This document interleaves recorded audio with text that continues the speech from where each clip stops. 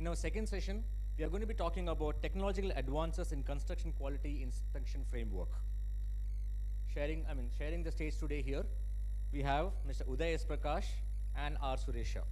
Mr. Uday Prakash is the CEO of Nemmadi. He is an IT industry veteran and is currently making a splash in the construction quality field.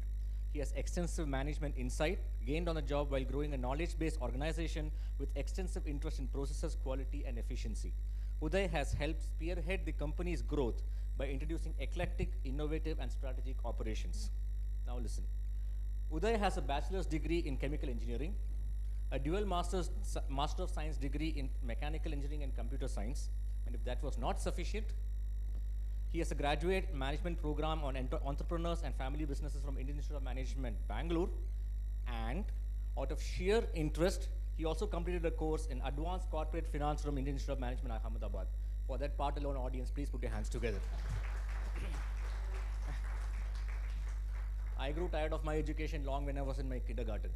I was called a professional student for a long time. Yeah. Richly, he is a multi-domain professional, as you just heard, with a varied educational background and buttressed with multicultural experience in USA, Europe, and India. Sharing the stage with Uday today, we have Mr. R. Suresha. He is the Chief Operating Officer of Nemmadi.in. He is a Bachelor of Engineering with a first-class distinction from BMS College of Engineering, Bangalore, and later he did his MBA in Marketing. An industry veteran with over 36 years of experience, he started his career with industrial projects and later executed various types of infrastructure projects such as irrigation canals, dams, major bridges, roads, aqueducts, power plants, and tunnels.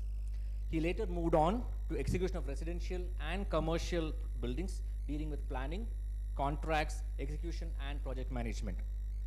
Mr. Suresha worked at Messrs. A.N. Prakash Construction Project Management Consultants as General Manager, handling residential and commercial building projects. He is currently the CEO of Nemmadi.in and also the head of the School of Construction Management Excellence. Ladies and gentlemen, put your hands together for Suresha and Uday. Good morning. By a show of hands, could I see our construction industry brethren in the audience? People from the IT industry? People from any other segment? Which segment are you from, sir? Former IT, sir? Telecommunication. Any other segment? I'm sorry? Power. Automotive. Fantastic. Low voltage systems. Anything else? I'm sure in all these different segments, the quality is something that you look at. You look at measuring quality in some certain form of way. And if there is quality, there's good quality, there is poor quality, right? So you already have frameworks within your system that manages and measures quality. Am I right? Okay. So what we're going to talk about is technological advances in the construction quality inspection framework. This framework is not only applicable to this particular industry, but we feel is applicable to any other industry that this framework is flexible enough to do so, right? This is a case study based on our own experience. I'm going to give a little background about Nemmadi. For the people who understand vernacular, Nemmadi means peace of mind. So that's what we're trying to achieve. The case study is based on our company, and I'm going to talk about our company in the end. I'm just going to introduce the case study round. So definition of quality. Mr. Joseph M. Juran, who is the preeminent person in terms of quality, defined quality as fitness for purpose, but where fitness is defined by the end customer in that particular transaction, right? So in our transaction, we're talking about the construction industry. Construction industry being a very complex industry, there could be quality for anything, for deliverables in terms of electrical, in terms of plumbing, in terms of the construction, internal, architectural design, anything and everything that has got to do with construction. So that being complex, that also means that we have cost of poor quality. So if there is good quality and poor quality, there needs to be something that associated that says that because of poor delivery, you're going to have some cost associated with it. Am I right? So what is definition of cost of poor quality? By Harrington, he said that this cost will disappear if all the systems, processes, and products that were associated with that particular transaction was to be perfect. right? You get that, right? If it's perfect, that means everything is, so it's a perfect machine. If there's no friction, it's going to go on forever. Similarly, in this case, if all systems and processes involved in this particular transaction were perfect, then you're going to have zero cost of poor quality. That means that any deliverable that comes out of that particular system is going to be perfect, right? In this particular segment of construction, all of us would have seen different types of poor quality. So I'm going to talk, let Mr. Suresh here talk about the different aspects of poor quality. These are some of the instances what we come across in construction field for the benefit of others who are not experienced. The various defects what we come across in everyday activity. Some of them are like something about the constructability issue. Here the designer thought a twin column would be better for this particular design, but for the contractor executing it, there are a lot of problems which manifest in the types of poor quality in construction. And second is a case of process failure where the concreting process for the second lift of a retaining wall in a basement was not properly followed, resulting in literally flow of water, not just seepage or leakage. And the third one is where there is a deficiency in skill of the worker involved who could not figure out where to fit a towel handle in a toilet. And the fourth one is a system failure where in a post-tension slab, the systems are not properly followed, resulting in a spalling of the concrete. And here is a classic case of perennial problem in any building construction, the dampness. The dampness, which is not visible to the naked eye, can only be found out by infrared imaging, which is on the right side. So, coming to the causes and the costs of poor quality, what we have understood is from a paper presented in IOSR journal that the most of the defects which arise in construction industry have a root in the construction phase, and they amount to 20 to 40% of the total defects in construction. And among this, the 54% of the defects are due to unskilled workers executing the work, or sometimes even due to insufficient supervision. And another 12% of the defects are from the material or system failure. And coming to the cost of the poor quality, if you analyze it, the paper says that the rework cost amounts to 61% of the cost of poor quality, and the material waste is around 23%, and the opportunity lost amounts to 16% of the cost. So these are the costs associated with poor quality and the causes we just went through. And now, just to quote an article in Times of India in May 2016, the total value of construction in India in 2017 was supposed to be 12,000 billion, and normally it is seen that 5% of the cost goes as a waste due to poor quality, or what we just mentioned as the cost of poor quality.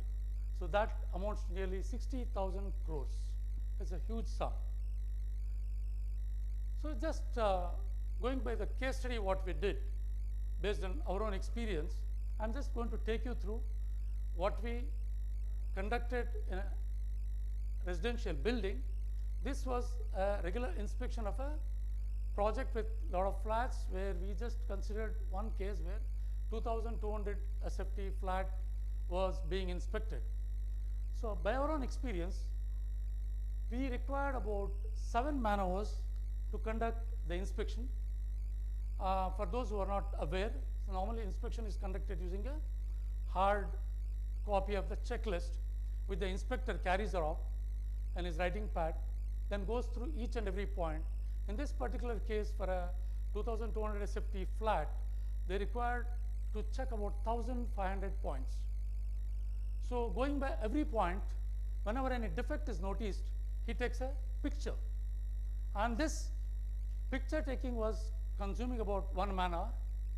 And once he takes a picture, he has to write down the snag. See, normally when you take a picture, you'll not be able to associate the picture with the location. So what we used to do is we used to carry a small slate where he writes down the flat number and the snag details, and whatever extent other details required to locate the particular snag when he goes for desnagging again. So for that purpose, he used to write down the snags, and that was consuming another half man-hour. And later, this whole information is carried to the office, where they sit and edit the photographs to fit into the particular size, and then they match the snags with the photograph. They are all, see, snags come from the pictures come from the photograph, camera, and the snags have to be written down in the notebook what he carries. So that matching used to take another half an hour, and this was being passed on to a senior professional who used to just review the whole inspection process. That was taking about 1 hour. With all this, the report preparation used to take another 2.5 hours for the Excel sheet to be properly formatted, and then all the reviews have been completed, and then it is made ready as a report. This report had to be shared with all the stakeholders. That was taking another 1/4 hour. So in total, we were spending about 13.75 hours per cycle of inspection, right from the time he enters and till the time the report reaches all the stakeholders. So this was a real pain point. It was taking a lot of time. We were unable to cope with the schedule. And one more problem what we noticed was the information flow and the leakage of information, right, passed on through the hierarchy. The first person who comes in contact with the information about the quality issues, the contractor's engineer. He notices so many things. Then the information passes on next to the site engineer, who is from the client side. As you are all aware, the total information is never passed on for various reasons. First, just to cover up certain things, what he doesn't want the other people to know, he will retain some information, and some information he feels not very important, so he may not pass on, and sometimes some informations are intentionally withheld. All this resulted in our own experience. We experienced that only about 80% of the information goes to the site engineer. Then later, he has to share the information to the project in charge. Again, by the same factors what I told you already, only about 60% of the information reaches the project in charge. The original, what I mean is, the original information what is captured in the site at the time of inspection. And then the project in charge in turn passes only a part of the information. In our experiences, what we have seen is about 10% is withheld there, probably to enhance his career enhancing strategy. So this is obviously followed, and the CEO gets only half of the information, rather the half of the picture of what is happening in the site. So two issues we noticed here.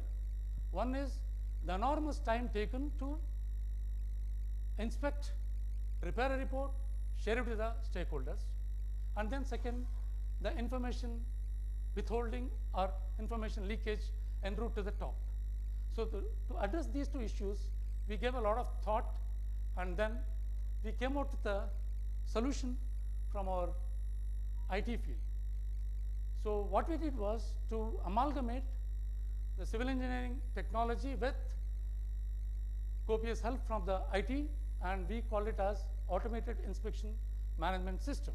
This is the result of two fields working together, which finally resulted in a technological edge, what we call as PICS, derived from the pictures what we capture to pass on the quality related issues. And here the picture is captured on a telephone, a normal mobile smartphone, what everybody carries, and the software at the back office is programmed with a checklist. The reason why we decided to use a phone is because it's ubiquitous right now. Everybody in the pyramid, even the bottom of the pyramid, has access to a smartphone. And seeing that everybody uses it, everybody can use WhatsApp, everybody can use different technologies. So we felt that that is the right way to go to, because then it is accessible across the spectrum of users, not only in our construction segment, but also in other segments.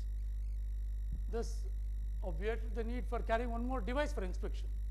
The normal handheld phone was used for inspection. And this gave rise to a lot of insights which further resulted in knowledge.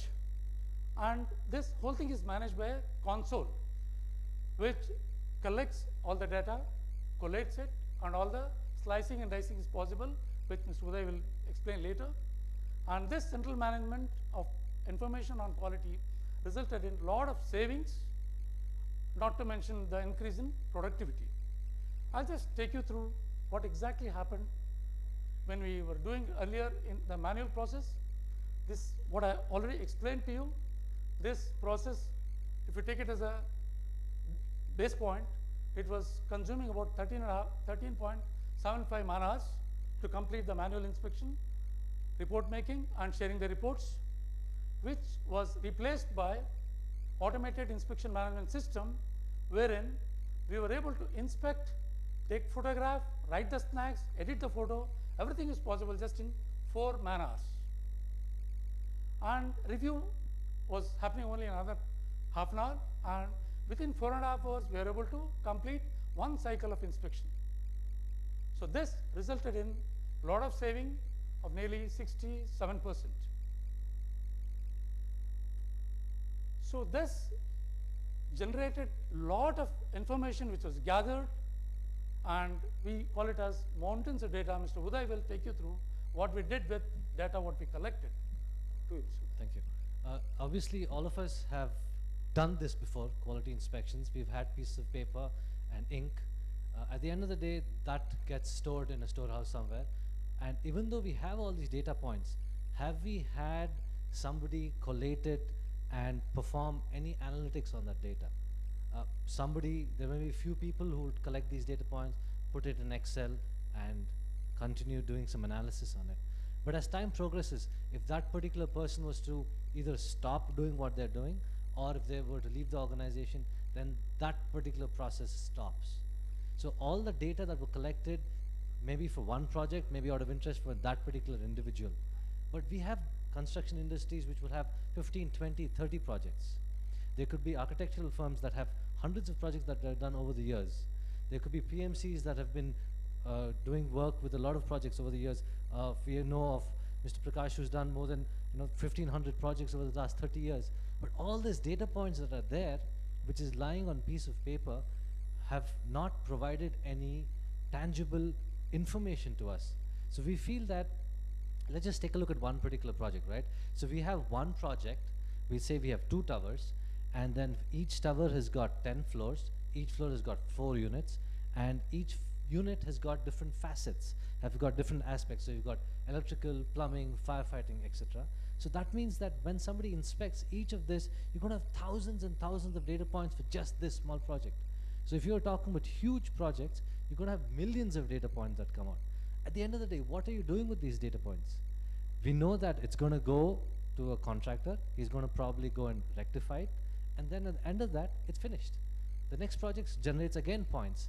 So we've realized that all of this was not being used. It was not constructively being used by all the people generating these points. So we felt it's useful to have an MIS that will not only give you progress information, process information, quality information, but you'll also be able to do analysis of all the data points that we have.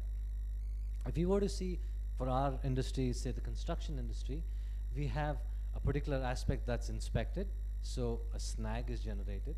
We can then set a timeline for when this snag needs to be rectified. Then we have a fixing process. So the fixing process was done in a particular amount of time. In this case, then you can monitor if the fixing process was done properly or not. We were able to monitor that, and we were able to give you performance data. Then after that was processed, then we saw whether the D-snag was done, whether all of this was fixed properly or not. If it was not fixed, then we again go back. The feedback cycle is instantaneous because all of this data is real time on the web, on the cloud, right? So this gives you progress information for people sitting. So if you may have 15, 20 projects that you're managing, you don't need to go and travel everywhere. You have this real-time dashboards that's available, which is connected to all these projects, and you get all of this information instantaneously.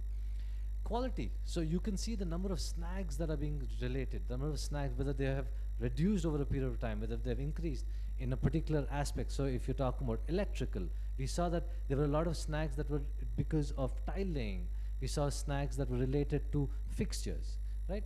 So then we also saw that because these do have different service providers attending to 2 different towers or maybe 3 different towers, we've compared the performance of these individual subcontractors. So a subcontractor who was laying tiles in A tower compared to a subcontractor who was laying tiles in B tower. We were able to see that the number of snags that were generated by one compared to the other was lower. So we were able to tell the projects team saying that, look, this guy is doing a better job vis-a-vis this person or this and this company. So they were able to then talk about, works, future works, and how connection needs to be done, retention amount and things. So all of that was connected. Then we had analysis. So if you have just one small project, we were able to get more than 1 million data points out of this. We were able to then analyze, slice and dice data however we wanted and perform data analytics. So when you have all of this data that comes to you, you're able to then look at slicing and dicing data wherever you want to, however you want to. You have different towers. Each tower you have floors. Each floor you have units. Each units you have aspects. And in each aspect you can go down into, we went down into levels of bolt fixtures, shutters. So we were able to see the performance of each individual vendor. So that was very useful. This information was made available to the top management, to people on the site, and across levels. So what this gave people was decision-making power. It was instantaneous decision-making power that was done. So quality feedback was instantaneous and was in real time. So people didn't have to wait for an email to go, people to check the email, or my email didn't reach me, I'm in a place where I don't get any email, my phone was not working, I was not able to give information. All of this was done. The other useful thing is that this is all pictographical, and this is instantaneous and annotated, and you have the description of that particular problem that's visible right below the picture. Okay, so what this does is this also gives us ability to move towards the IT sector, where we're trying to bring in machine learning, where pattern recognition comes into play. So tomorrow, not only working with humans, we want to see if we can get in pattern recognition and machine learning to be able to improve on the quality of our work. So human intervention, subjectivity is being removed. So I'm talking with this case where we entered a particular project where already a particular team was working, and when we entered the team, this site, we saw that the snags were about 150 snags. That's the Y column. The X column is time frame. And as inspection was done, as quality feedback was given, there was feedback given to the projects team. The projects team then passed it on to the contractor side. The contractor was able to then make changes to the subcontractors or whomever. Quality aspects were taken care of. Materials were changed. Vendor procurement was changed. So as you can see, over a time frame, your number of snags reduced.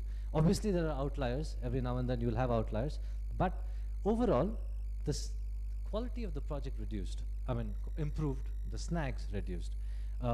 Phase 1, when we had entered, and this was a construction project that had already progressed, so we entered in between, we found that the number of snags before implementation of our framework was around 90 in phase 1.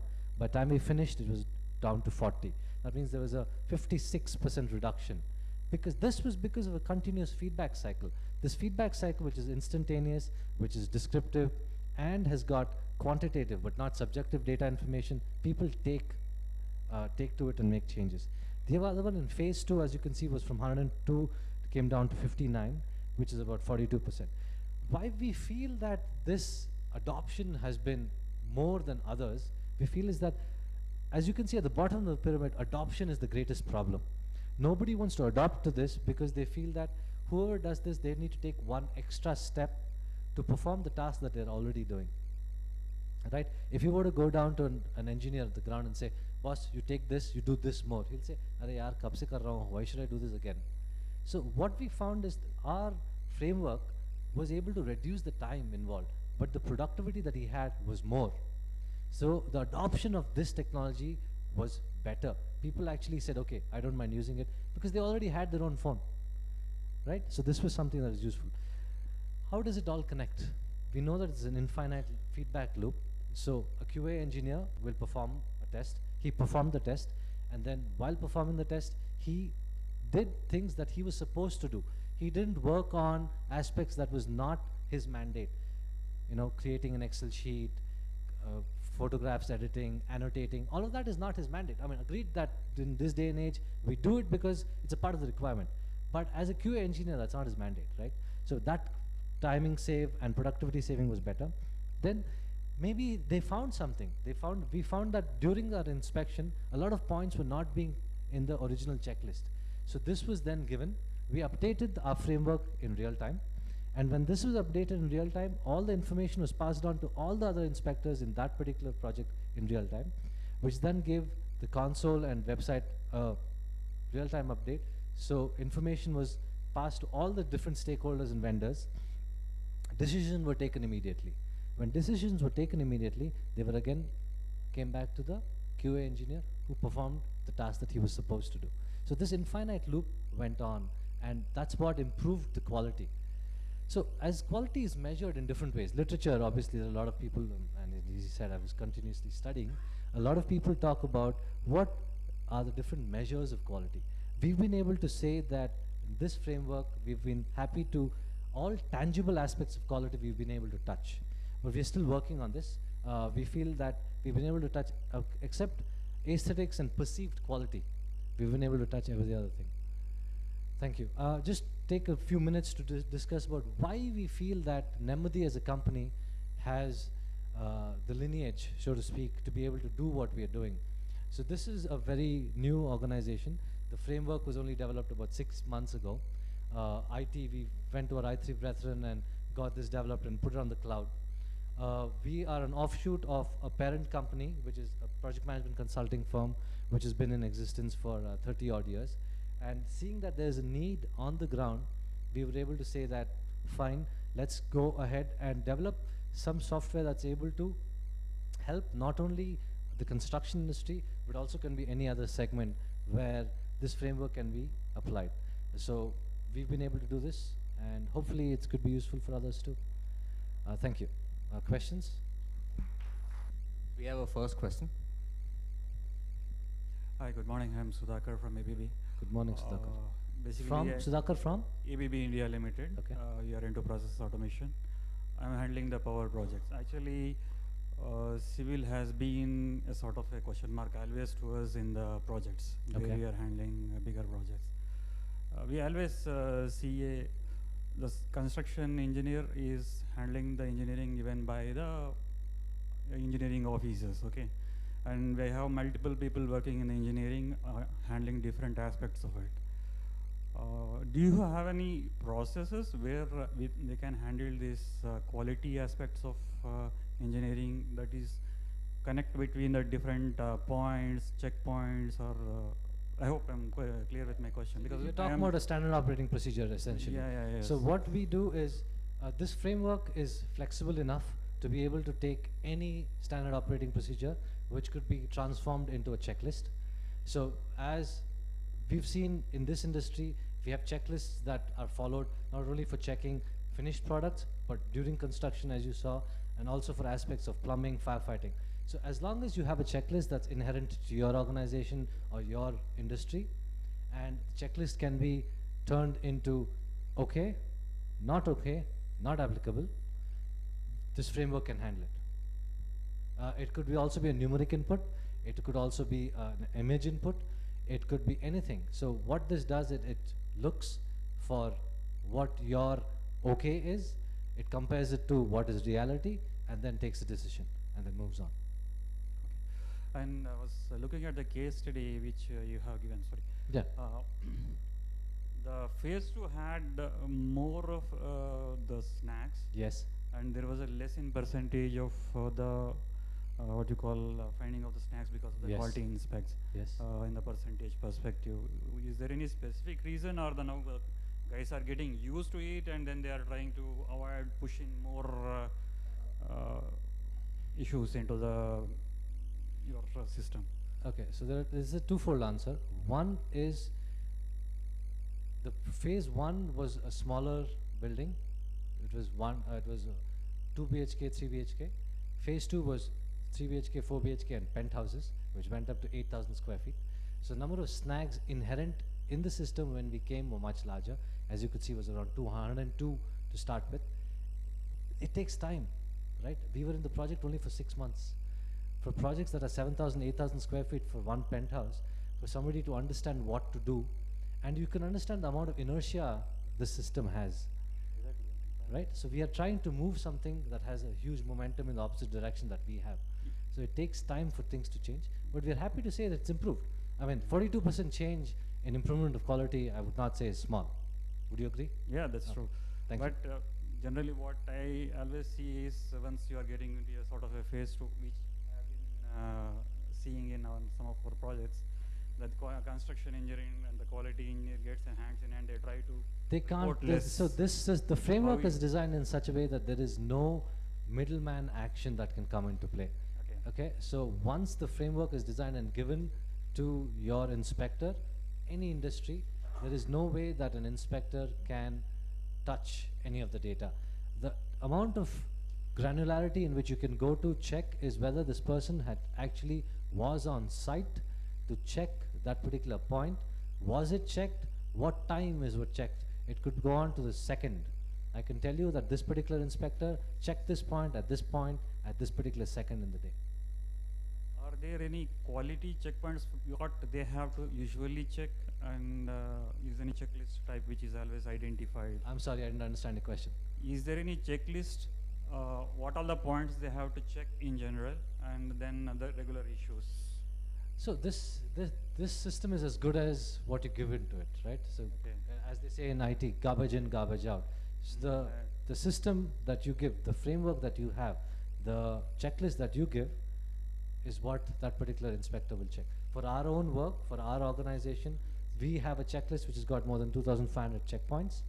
So it covers all aspects of construction. So that's what we do. 1 second. Thanks. There is also a provision to add general observations in this. Not only the one which follow the checklist. If you find anything apart from what is there mentioned in the checklist, you can add it as a general observation. It's like, shall I put it, the quality engineer has a provision to add the checkpoints if he sees that they are regularly happening and not in the list. Yeah. See, as I told you, remember I told you this is a continuous feedback. So the QA engineer sees that there is something that's not being inspected. The framework is flexible enough to add that. So the next inspection round that comes through, that would be what. So when this happens across your industry, you have hundreds of engineers giving you different feedbacks. The system improves a delta every inspection. Thanks a lot. Thank you. Thank you. That's all. Yeah, I think I'm loud enough anyway. Yeah, just pursuant to that topic, I was also wondering whether does this have a potential to become like a rating system, because snags are a reality in the construction industry, various diverse agencies involved. So could this be like a rating system for de-snagging in terms of efficiency or in terms of time for all RFIs raised on site and so on? It's possible. The framework currently Internal quality audit or something? it could be an internal quality audit. It is possible. That's the base for where we were able to rate or compare different vendors and different things. So we were able to say that this particular vendor and this particular tower performed tile laying. We have, yeah. So thank you for bringing. We actually rated one of our clients. We were able to rate them and give them certificates for the work that we've done. Thank you. Yes, my name is Sairam. Thank you for sharing a wonderful case study. Thank you. And it's amazing to see that you're already using data analytics, going to use machine learning for recognizing images, snag image information, etc. Brilliant. And I'm also amazed to see that it's already on the cloud. It's an app. That's what my understanding is. It's on the cloud. It's on AWS. One question on the practicality. Some of the large projects are outskirts, right? Yes. So are you able to really get the data and the connectivity? What was your experience, sir? Yeah. More of a practicality Fantastic. question. You can see me smiling when you ask that question. So this framework was designed because we know in the civil engineering industry, we bring civilization to where there was none, right? So that means that inherent infrastructure is absent. So the system needs to be able to handle capturing data and disseminating data whenever the framework comes into play. So the framework is able to capture all the data that needs to be done, and as soon as you're able to connect onto a data network, it pushes everything and it gets populated. Maybe a dock kind of concept where you can go put the. I don't need a dock, it's just a phone. So Okay, as once they have connectivity, it works. Okay. once I have perfect. connectivity, it says sync. We've also designed it in such a way, because each project can have, I don't know, hundreds and hundreds of photos. So we've designed it that it can upload photos in a way that it doesn't jam your system and jam the phone. So say you've finished inspecting concreting, right? You may have 147 photographs. If you try to upload 147 photographs, you're going to jam. Yes. So what it's going to do is it's going to upload in phase 1 of pour, phase 2 pour, phase 3 pour, maybe a column pour, maybe a, something like that. So it's going to, in quantifiable uploads, it's going to upload and get all that Absolutely. information. Thank you so much. And also this data assets can be utilized in all the quality meetings for Yes. like reusable, and it's wonderful agility. I see that feedback loops are nicely closed. Thank you so much. Thank you very much. Talking about data points, we're also have masked data across the different projects that we've done. So since the data is redacted and masked, we're able to perform analytics on this to give information to others. Right? Thank you. Is this app or system, is it extendable to the pads and laptop as Yes. It's just an app. It's a And, phone app, yeah. well? And with this data that you collect, what I see is over the time you collect lots and lots of data. Do you Yeah. have any plans to, use the data in a very That's- different way? Yeah, so what we're trying to do is, since the data is masked, and obviously quality data is private to that particular project, so we mask it and redact it, so we don't know the system doesn't understand from where it's getting all this data, but since we have hundreds of projects, we're able to get all of this and provide analytics for people who want it. So we're looking at providing, this is the next step, we're looking at, say somebody says, I want to put up a building of 2 towers in this particular soil, in this particular type of formwork, using this particular type of concrete. We'll say, based on the data that we have, please be aware that predictively we can tell you these are the amount of snags in this particular aspect you need to keep aware of. So we're going to give predictive solutioning to them. Right? Thank you. And you suggested that it can be installed in any phone. Yeah. So what's It's an Android phone right now. does every user needs to install that app to take the pics and send Yes, exactly. that? What's the memory size? That's The looking- size of the app, Yeah. it's about 84 MB. MB. Okay. Yeah. Thank you. It's rather small, yeah. Any more questions?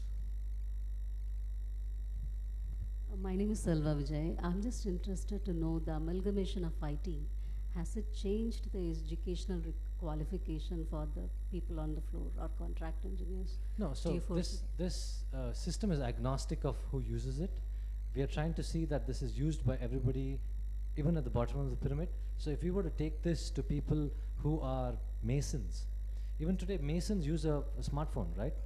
Yeah, so what we are trying to say is this system or the framework is useful enough that they're able to give it to a mason and say, boss, use this. Once you finish your fixing, so there's a snag detected by somebody, the mason is going to fix the snag, he's going to take it and say, I'm done.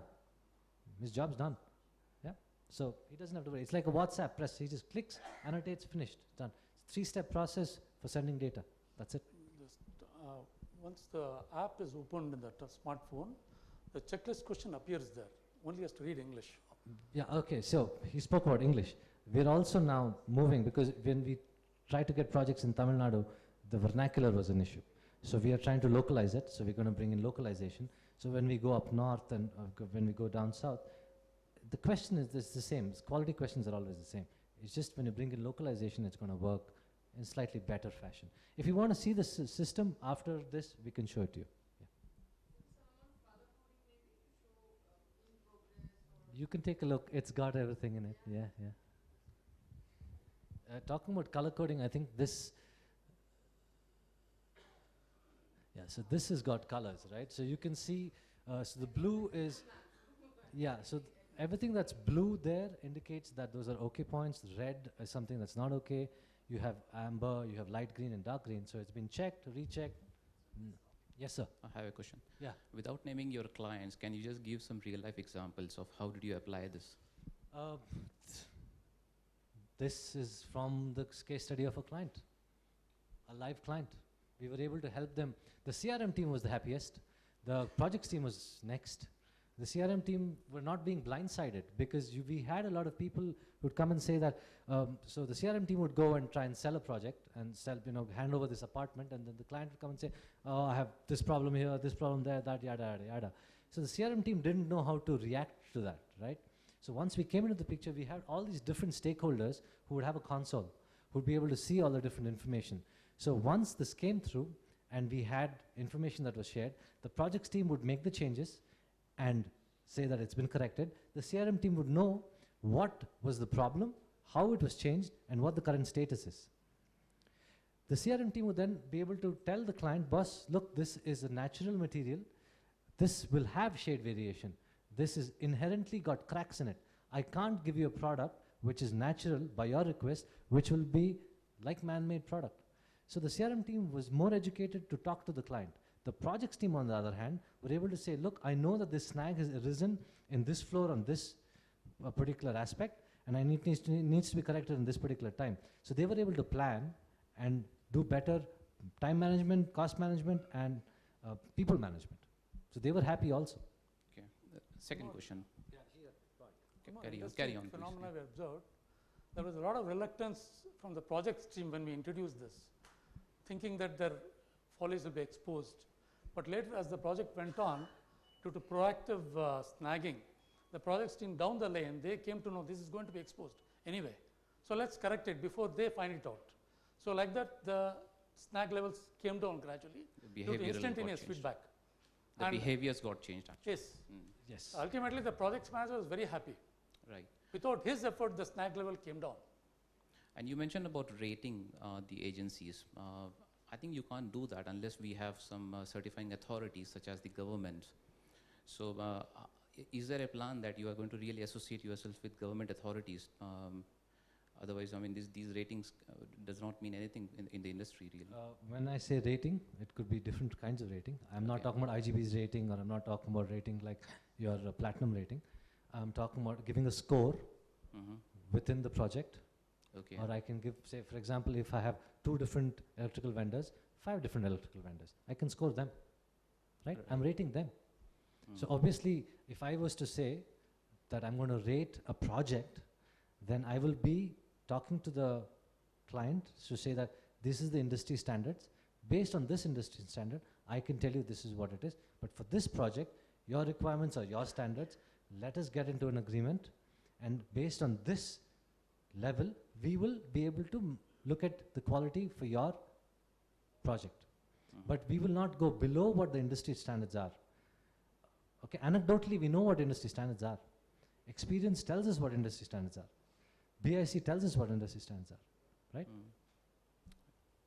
But yes, you were talking about, right now, the country is not yet that advanced that we have quality to see, to be able to give in a lot of different ways. Yes, this gentleman first, sir, 1 second.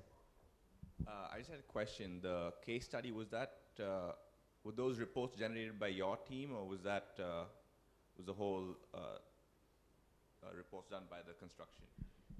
So the reports are generated by the framework. There is no intervention by people. So whatever is captured by the app is passed on to the framework. The framework generates everything. The inspection, it can be done by either one. If you want the third party to be doing it, because then the left hand never, punishes the right hand. That way you have a third party who does it. Then we are agnostic to whom we report to, only the management. So we can do it. But if somebody says that no, we have our own quality team, and the quality team only reports to the management, we'll do it. We are comfortable. Fine. The framework takes care of that. You can do that also. So there is no intervention possible after the inspection until the report is generated by anybody else. It is airtight. I was also asking because is there any training required? There is absolutely no training required to use the app. To set up the app though, because it is you've got to enter data, you've got to be able to manage everything. There is a learning curve of maybe 6 to 7 hours. Anybody who can use an Excel sheet will be able to understand this. Yeah. Mr. Manjunath, yes sir. Yeah. Looking at the last mile connectivity, but in construction industry, the workers are the people who execute all these projects actually. Have you done anything to make them aware that this kind of systems are there where the inspection is done and they have to do a quality work? So we can eliminate the errors itself. They're aware that somebody is watching them regularly. And yeah, that's a good point. As you know, in the Indian diaspora and the way the India decisions works in this industry is it's top down. The management takes a decision and says, do it, and everybody else does it. But there has to be adoption, right? So we are able to make this framework simple enough that people at the bottom of the pyramid also are able to adopt to it. Even if we talk to them and say, boss, please do this, it's going to help you, what is the incentive for them to do it? Right now, it's not incentivized. The way that it's going to be done, incentive is, what we have provided is that ease of use.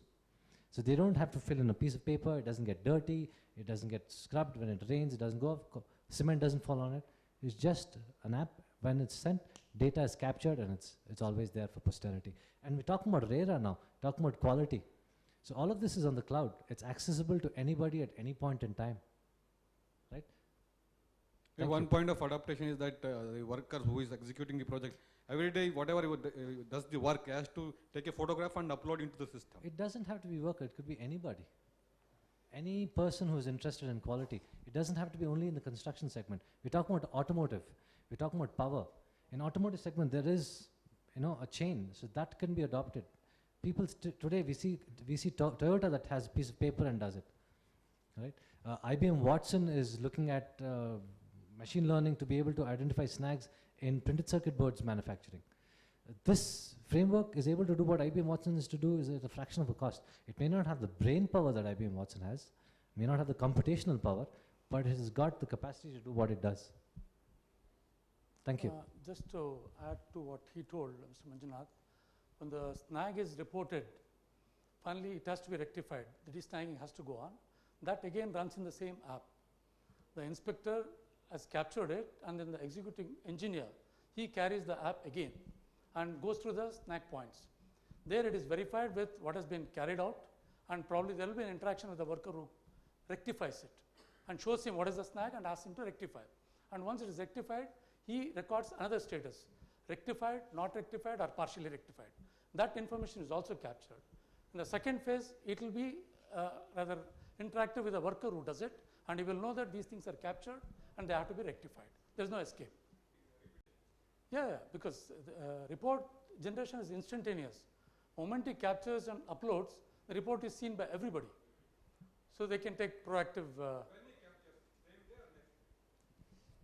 He captures instantaneous. So what we are missing is it depends on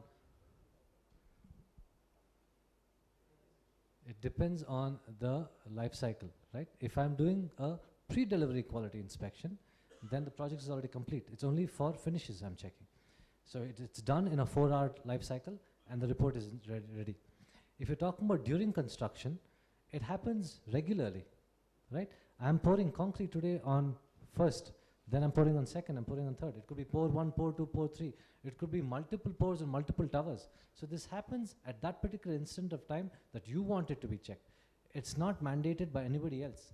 It could be mandated by your QA head, could be mandated by your own team head. So this is a check done on a reinforcement for a slab.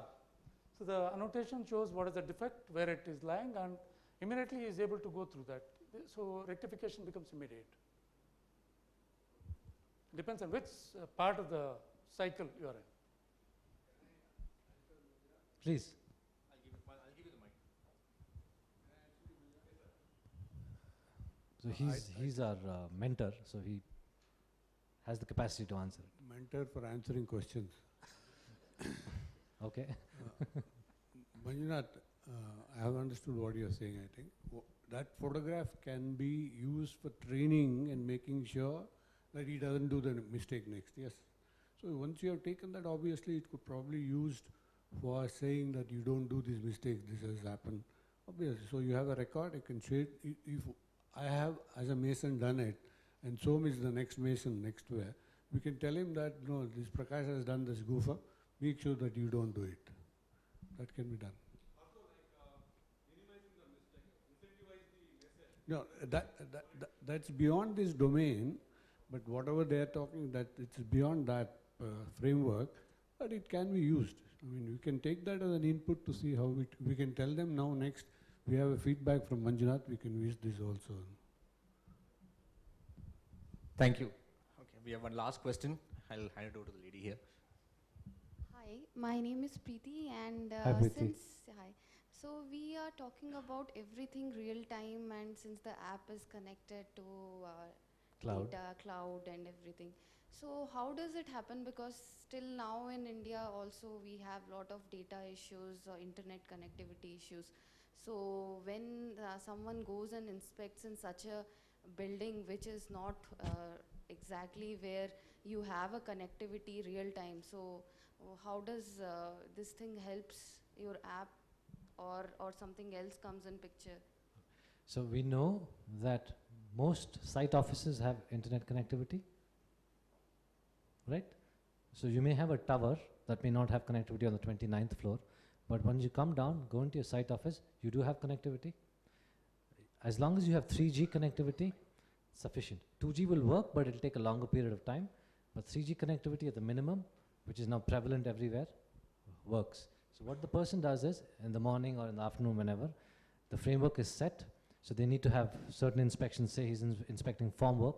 It's set up by the person who is, say, a manager, and then that gets downloaded onto your app or whoever needs to inspect.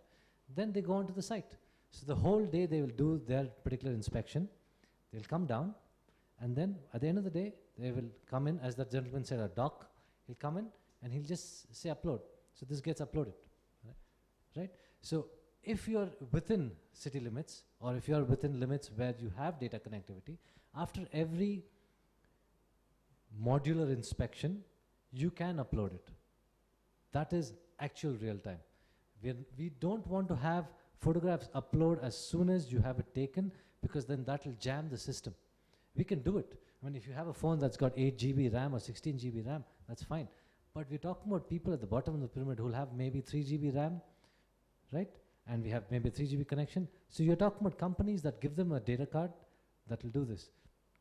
As we talk and educate people, we're trying to see if they can give people at the bottom of the pyramid or give their quality team systems that could be assets of the organization but have certain configuration, right? Or you can have hotspots set up, because you have geo hotspots or whatever hotspots that are set up, and then people can come and keep uploading, right? Thank you. Thank you, everyone. I can see that this topic is generating a lot of questions. We shall take more questions offline. The speakers will be available here. In the meantime, I would like to call upon Vijay Paul, past president, PMI Bangalore chapter, to come on stage and honor our speakers. Please put your hands together for a wonderful session. Ladies and gentlemen, applause.